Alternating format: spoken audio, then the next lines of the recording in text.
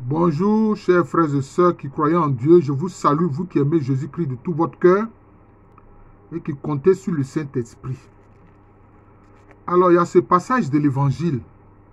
Ceux qui sont habitués à lire la Bible sauront de quoi je parle.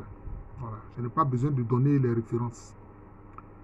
Où on voit Jésus-Christ qui entre triomphalement à Jérusalem, assis sur un ânon. Assis sur un ânon. C'est-à-dire le petit d'une ânesse. D'ailleurs, il avait envoyé ses disciples, quelques disciples à ce sujet-là. Il dit, bon, allez dans tel endroit, vous trouverez une ânesse et puis un ânon. Détachez-les et puis apportez-les moi. Si on vous demande, dites, le maître en a besoin. Voilà, le maître en a besoin. Donc c'est cela. C'est pas s'il a dit le Seigneur en a besoin ou bien le maître en a besoin. Quand il a dit le maître en a besoin. Voilà, donc c'est ça. Et qu'est-ce qui va se passer? Jésus va monter sur cet ânon-là. Hein, ce petit de l'ânesse. Et c'est ainsi qu'il va entrer triomphalement dans Jérusalem. C'est ce qu'on a appelé la fête des rameaux. Dans le catholicisme, on appelle ça la fête des rameaux. Jésus-Christ qui entre triomphalement à Jérusalem, assis sur un ânon où il y a des gens qui mettaient les habits sur son passage. Hein, d'autres tenaient des rameaux en disant, hein, sois béni, toi qui viens tout rayonnant de ta bonté. Hosanna au plus haut des cieux. Béni soit celui qui vient au nom du Seigneur. Béni soit celui qui vient au nom du Seigneur. Maintenant, il faut qu'on explique pourquoi est-ce que c'est sur un ânon que Jésus-Christ s'assoit pour entrer triomphalement à Jérusalem. Il y a une raison. Dans la Bible, il y a beaucoup de symbolisme. Les gens pensent que c'est fortuit, que c'est comme une description littéraire. Non, chers frères et sœurs. Dans le monde spirituel, rien n'est fortuit. Non. Parce que les chefs guerriers, les rois, les empereurs guerriers, quand ils entrent triomphalement dans une ville, ils entrent comment? Ils entrent assis sur un cheval. Le cheval est un animal avec lequel on va en guerre. Le cheval est un animal avec lequel on combat. Est-ce que vous comprenez? C'est ça. Et c'est avec les chevaux que c'est aux chevaux qu'on attelle les chars. Enfin, on attelle les chevaux aux chars plutôt. Donc c'est comme ça. C'est-à-dire que des instruments de guerre.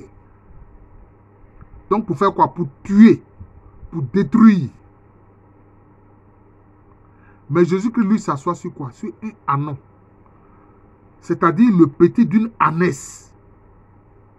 Vous voyez? Le petit d'une ânesse, il peut faire quoi? Il ne peut rien faire. Et puis lui, on ne peut pas l'utiliser pour faire la guerre comme on utilise le cheval pour faire la guerre. Cela veut dire quoi? Cela veut dire que Jésus-Christ vient en paix. Il est le roi de la paix. Vous voyez? Mais il a triomphalement à Jérusalem. Pourquoi? Mais parce que durant tout son parcours, il a fait quoi? Il a annoncé la bonne nouvelle. Il a guéri les malades. Il est le prince de la paix. Ça, le fait qu'il s'assoie sur un ânon, ça témoigne du fait qu'il est le prince de la paix. C'est ce qu'il faut comprendre. Il est prince de la paix. Il n'est pas prince de guerre comme ceux qui montent sur des chevaux ou sur des chars pour entrer brutalement dans les villes. Vous voyez. Lui, il est assis sur un ânon. Il est le prince de la paix. Et en annonçant l'évangile, la bonne nouvelle, il a fait quoi? Il a guéri les malades. Il a nourri les foules. Il leur a fait découvrir que Dieu est un Père plein de miséricorde. Un Père plein de miséricorde. Sur qui ils peuvent compter, se reposer. Et que lui, Jésus-Christ même, il est le médiateur des hommes auprès du Père. Vous voyez. C'est cela. Et durant toutes ces 3 années où il a prêché, il n'a cessé de parler aux hommes du Père et de lui-même. C'est cela. Il dit le Père et lui sont un. qui l'a vu a vu le Père. Et il a enseigné la prière du Notre Père. Vous voyez. Et il vient comment? Lui qui est la parole éternelle de Dieu, tout puissant. Il vient en prince de paix sur un anon. On ne peut pas utiliser un anon pour faire la guerre, jamais.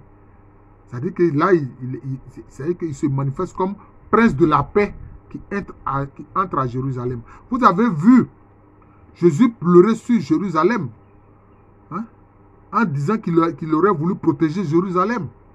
Mais Jérusalem l'a renié. Évidemment, concernant la fête des rameaux, Jérusalem l'acclame, hein, triomphalement.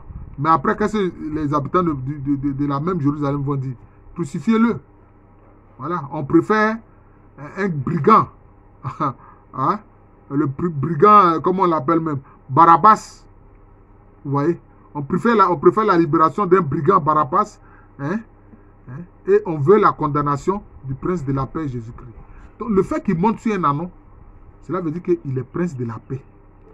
Lui, il est l'opposé des rois guerriers qui viennent, qui entrent dans les villes, assis sur un cheval ou sur des chevaux, ou assis dans des chars de combat. Voilà, c'est ça la différence, il faut comprendre ça.